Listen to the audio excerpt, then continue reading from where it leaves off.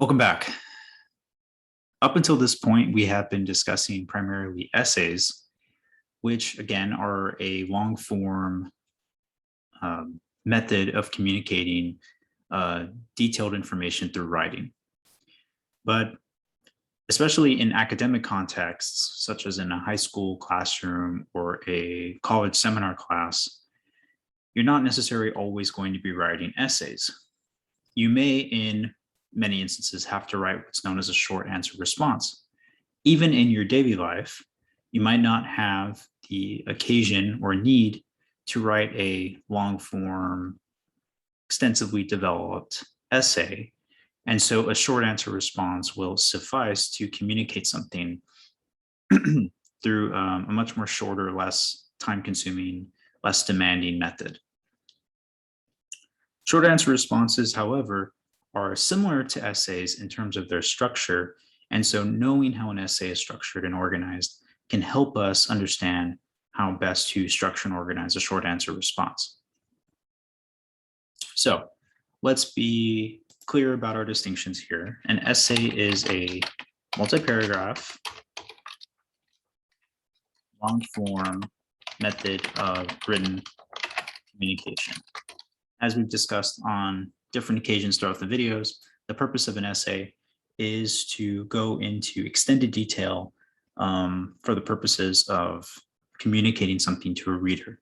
We've discussed examples such as convincing legislators to enact policy or to change laws, convincing readers of certain habits of action that they should implement, and so on and so forth. The essay is ideal for communicating a very detailed topic that a reader is intended to sit down and read for at least several minutes, if not longer. A short answer response is different in that the short answer response is obviously short. It's intended to be read quickly, and it's not going to be as detailed. So the short answer response is a typically one paragraph short form method of communication. Where the essay is very detailed, the short answer is more concentrated. You can think of it as distilling the most essential aspects of an essay and then providing the highlights or the takeaways, the major takeaways of that essay more briefly. So the short answer is useful for providing a quick summary of what an essay would otherwise go into much more detail concerning. With that said, let's think about how a short answer is organized. A useful strategy, especially when teaching short answer responses, is to break them down according to what's known as the APE or ACE format.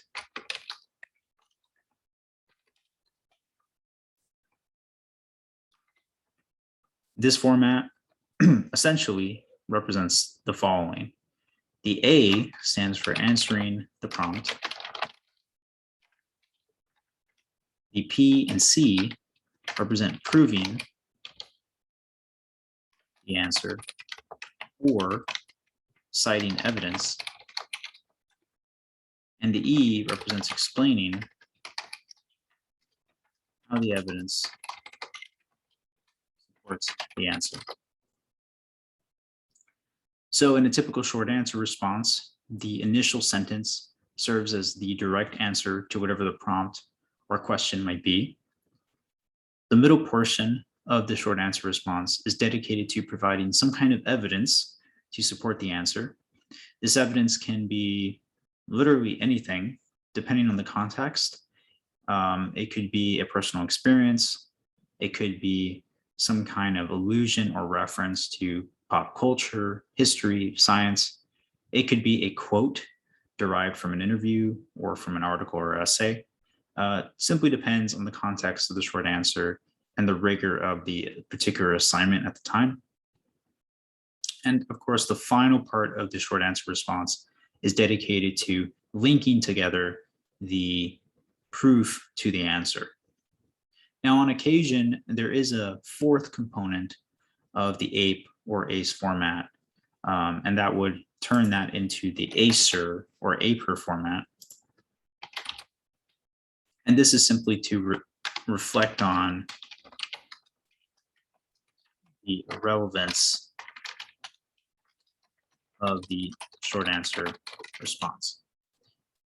So this is where, similar to the conclusion of an essay, we may discuss the importance of the content of the short answer itself. So rather than leaving the reader with only the explanation, we would go further and discuss why this short answer response is important and how it should affect the reader's life.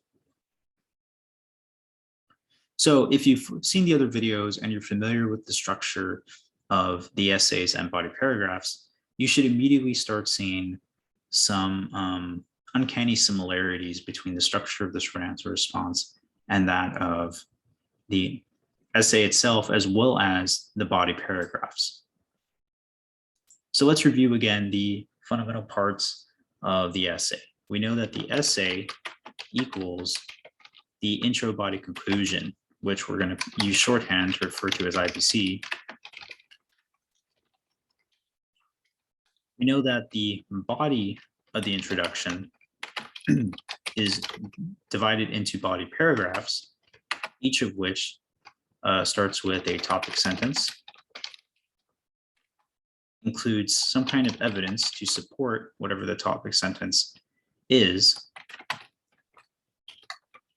uses explanations and commentary to link the evidence to the topic sentence, and finally has a concluding sentence that is used to circle back to the thesis statement or major thrust or argument of the essay, as well as provide the relevance and or importance of the subtopic.